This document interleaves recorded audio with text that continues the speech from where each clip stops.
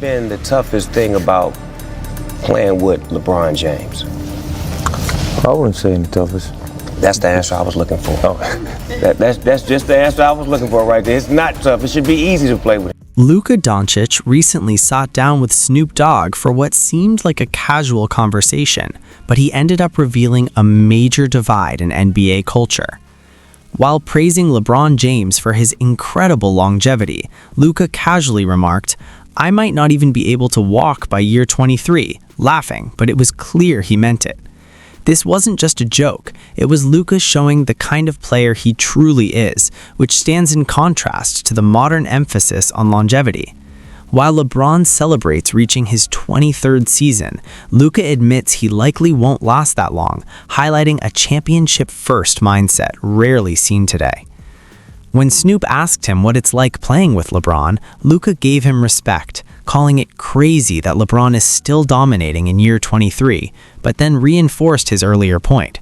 By that stage, Luka likely won't even be walking. His words made it clear that he's thinking about winning above all else. To be great, man. Just talk about his 23rd season. I said I might not be able to walk no more at 23rd season, and he's still doing it at the best. Luka Dončić knows the toll he's putting on his body and the price he's paying, and he's fully committed because of one thing: winning. When Snoop Dogg brought up championships, Luka immediately said, "Kobe brought so many championships here. LeBron brought a championship here." That wasn't disrespect. It revealed who Luka studies and models his game after. When Snoop spun the conversation toward bringing Magic back to LA, Luka didn't talk about longevity or playing into his 40s. He focused solely on winning rings. Even with a daughter on the way and a life outside basketball, his mindset is locked in: championships over everything. His style of play highlights a truth the modern NBA hesitates to admit. There are two paths to greatness, but only one leads to stacking rings. On one side is the longevity approach, the modern method exemplified by LeBron James. Save your body, stretch your career, accumulate stats, break records, and manage minutes, even skipping back-to-back games when healthy. It works. LeBron, at 40, is still posting insane numbers and is on track to own every major long-term NBA record. On the other side is the old-school grind, followed by Kobe Bryant and Michael Jordan. Show up every night, no excuses, no rest days, play through injuries, and sacrifice your body entirely to chase championships. That path destroys your body, but usually delivers more rings. Kobe played 20 seasons, his Achilles torn at 34 and barely moving at 37, yet retired with 5 championships. Jordan played 15 seasons, took breaks, came back at 40 with no knees left, but still left with 6 rings. LeBron, in year 23, has a body that's still remarkably strong, yet he sits at 4 rings despite stacked teams. The question is clear: what matters more, playing forever or winning more championships? Luka's actions this season show exactly which path he's chosen. He isn't following LeBron's longevity blueprint. He's fully embracing the Kobe-style sacrifice. Luka missed 18 games this season, but each absence was due to real injuries. No load management, no rest days. He played through a calf strain that should have sidelined him for weeks, battled a knee issue that left him limping, and even left the arena on crutches once, yet returned early to help his team. Remarkably, he lost MVP eligibility because of it. The NBA's 65-game rule, designed to curb load management, couldn't account for Luka's approach. He didn't sit out for rest. His body simply forced him to. He literally sacrificed personal accolades to be there for his team. Even when his team went 6-2 without him, he rushed back, embodying the Kobe mentality: be present for every battle, forget the long-term strategy, and put winning above everything else. Had a relationship with Kobe Bryant, and now you playing with LeBron James in the building that means so much to us in LA. Does any of that go through your head while you playing and on a mission for a championship, thinking about that? Yeah, for sure. I mean, Kobe brought so many championships here. LeBron brought a championship here, so I want to be the next one to do it for sure. But just, I met Kobe, I playing with LeBron. Just as a little kid in Slovenia, I just wanted to play basketball. Just wanted to touch the NBA, and now It's a controversial topic, and nobody knows yet if Luka's path is genius or reckless. We won't know for a decade, but history offers some clues. The players who chose the full sacrifice, old-school approach usually ended up with more championships. Kobe Bryant's body gave out at 37, yet he retired with 5 rings. Michael Jordan's body eventually quit as well, but he walked away with 6. LeBron James, still going strong, sits at 4. So the question is clear: which approach truly leads to the most championships? One detail many people don't realize is that Luka met Kobe Bryant as a kid, long before the draft, before the hype, before anything. That meeting clearly left a mark. When Luka talks about Lakers' legacy with Snoop Dogg, he says, "Kobe brought so many championships here. You know, LeBron brought a championship here." That choice of words shows exactly who shaped his mindset. He could have lumped them together, but he didn't. He highlighted Kobe first. Think about Kobe's final seasons. He played with a torn rotator cuff, spent stretches with virtually no knees, couldn't jump, could barely move sideways, yet he suited up for full seasons because that's what real champions did. Does that hurt you physically?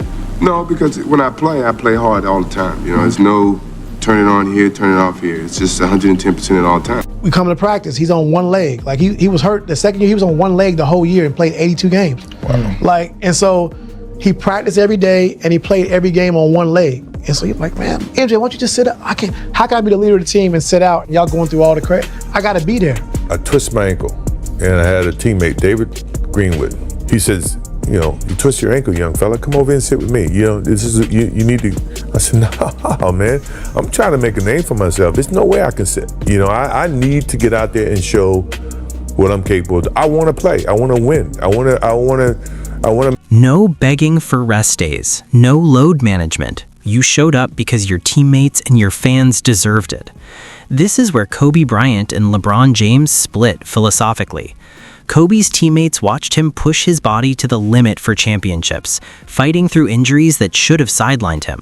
When your leader never takes a night off, nobody else can either. If your superstar is hopping around on one leg in the playoffs, who's going to complain about being tired? Now look at LeBron's squads. They see him sitting healthy on back-to-backs, taking rest nights, managing his schedule. That creates a completely different energy. Kobe built a culture in LA that went beyond basketball. He set a standard. You show up, you play hurt, you don't make excuses, and you chase championships like your life depends on it. That mindset is why he retired with 5 rings and why his teammates would do anything for him. Luka Dončić talks about wanting to bring the next championship to LA. While he mentions both Kobe and LeBron, the way he plays, sacrificing his body, refusing to load manage even at the cost of MVP eligibility, clearly follows the Kobe blueprint, not the LeBron one. That leads to some provocative questions. If LeBron had played with Kobe's mentality, would he have more than 4 rings?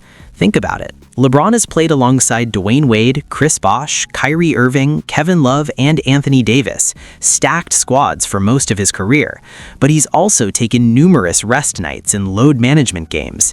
If he had played every season like Kobe, all 82 games with no breaks, could he already have 6 or 7 rings? We'll never know, but it's worth asking. The counterpoint is LeBron's longevity strategy. By saving his body, he stayed in the championship hunt across 3 decades, earning more chances. But do extra chances matter if you don't convert them at the same rate? Like you mentioned a little bit about today's game, because we had Club on here and he talked about load management. He said, I don't know what the hell that is. Where is it going? And that's number one. And number two, how do we get it back? Even for me, I love the NBA game, but then I turn on to a game, right? And then the stars are not playing because of load management. It's hurting the game. The next question is whether making it to year 23 is truly impressive if you've sat out more than 50 games over the years to stay fresh. LeBron James is on the verge of breaking every longevity record. Most games, most minutes, most seasons. But how many of those records would still exist if he had played like Michael Jordan or Kobe Bryant, never skipping a night? And more importantly, do these longevity records really matter, or are championship rings the only stat that truly defines greatness? Another question cuts even deeper. What would Kobe Bryant say about load management? We have some insight from his past comments. Kobe never outright criticized players, but his philosophy was clear. If you can play, you play. You don't leave your teammates hanging, and you don't disrespect fans who paid to see you. His legacy was built on showing up no matter what, injured or not. So what would he think about skipping a game healthy just because it's the second night of a back-to-back? What would he say about load management protocols? Luka Dončić clearly understands this philosophy. He pushes through injuries instead of resting, even losing MVP eligibility for it. He's living by the Kobe code, not the modern rulebook. Back in the 90s and 2000s, sitting out games without a serious injury meant fans called you soft, media roasted you, and your toughness was questioned. That was the culture. Fast forward to the 2010s and 2020s, and the conversation flipped. Now, if you don't rest and manage your body, people call you reckless, not thinking long term. So which era was right? Which mindset created more killers and which produced more championships? Look at the champions. The 90s had Michael Jordan and the Bulls showing up every night and walking away with 6 rings. The 2000s had Kobe Bryant and Shaq, then Kobe and Pau grinding through everything to stack 5 rings.